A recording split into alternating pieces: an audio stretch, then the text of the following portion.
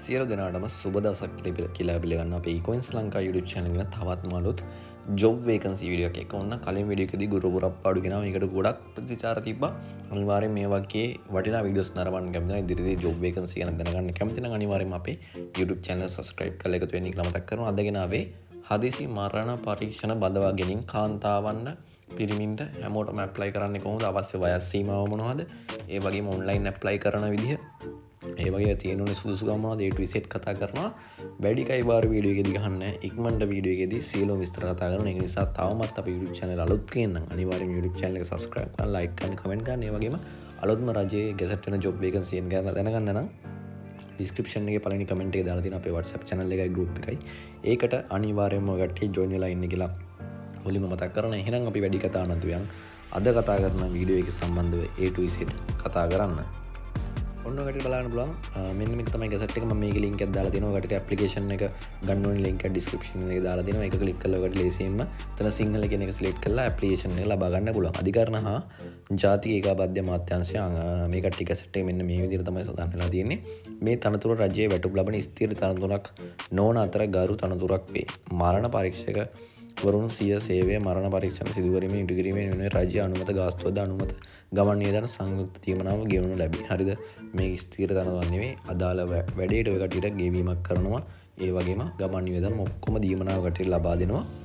එතකොට මේ කට්ටියගේ සුදුසුකම් ලොකු සුදුසුකම් බලන්න මේ කට්ටිය කියන විදිහට පහත් සඳහන් මූලික සුදුසුකම් සපුරාති අයදුම් කරන අමාත්‍යාංශ වෙබ් අඩිය ඔස්සේ ඕනම කෙනෙක්ට මේකට ඇප්ලයි කරන්න පුළුවන්. පළවෙනි එක ශ්‍රී ලංකාව පුරවැසියෙක් වෙන්න ඕනේ.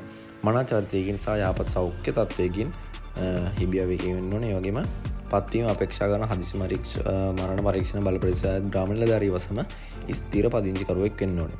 ඒ වගේම අයදුම් බාර ගන්න අවසාන දිනය වන විට වයස 24 නොඅඩු හා අවුරුදු 65 නොඅඩු වෙන්න ඕනේ. එතකොට අවුරුදු 24 වැඩි කෙනෙක් වෙන්න ඕනේ. අවුරුදු 65ට වඩා අඩු කෙනෙක් වෙන්න ඕනේ.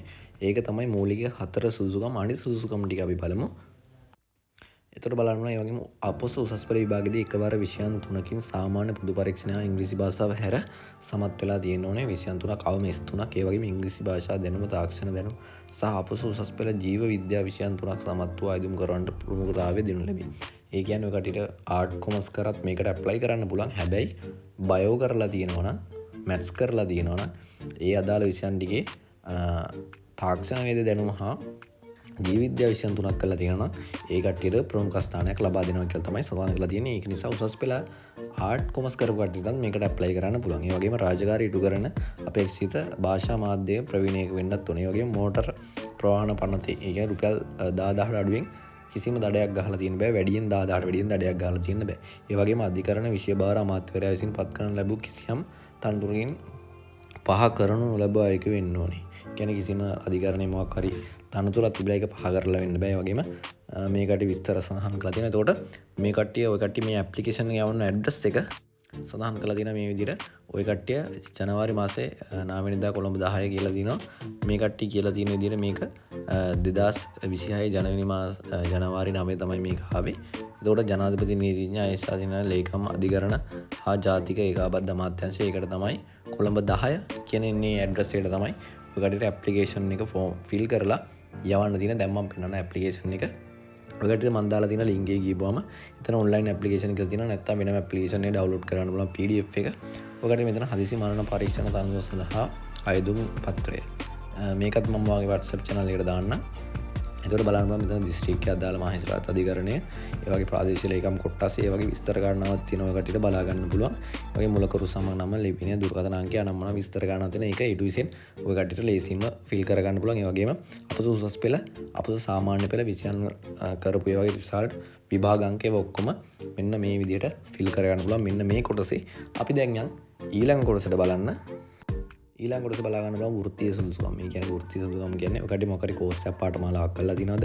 වර්තමාන රැකියාව කරනවා නම් කලින් කරන ලද රැකියාව ඒ වගේ ගණනාවක් තියෙනවා. දැනට හදිසි මරණ පරීක්ෂණ තරතුරක් දරන්නේදී ඒ කිසිම එකක් දරන්නේ නැහැ. ඒ විදිහ තමයි තියෙන්නේ. අවසානයේ ඉල්ලුම්කරුගේ අත්සනයි දිනය දාලා ඉක්මනට යවන්න පුළුවන්. මම අර කලින් පෙන්නපු ඇඩ්‍රස් එකට යවල ඔය කට්ටිය apply කරන්න ඉක්මනට වැඩි දවසක් තියන්නේ. ඉදිරියේත් මේ වගේ job vacancies ගැන දැනගන්න නම් අනිවාර්යයෙන්ම අපේ YouTube channel subscribe කරන්න. ඔය කට්ටිය රැකියාව තියනවා නම් පහලින් comment කරන්න videos මම අරගෙන එන්නම්. එහෙනම් මම හිතනවා අද කතා කරපු දේ සම්බන්ධ A to Z ඔය කට්ටියට පැහැදිලි වෙන්නද කියලා. එහෙනම් ඔයාලට සුබ දවසක්. YouTube channel හොඳ නම් අනිවාර්යයෙන්ම පහලින් comment කරන්න. එහෙනම් ජය වේවා. මම Ecoins Lanka YouTube channel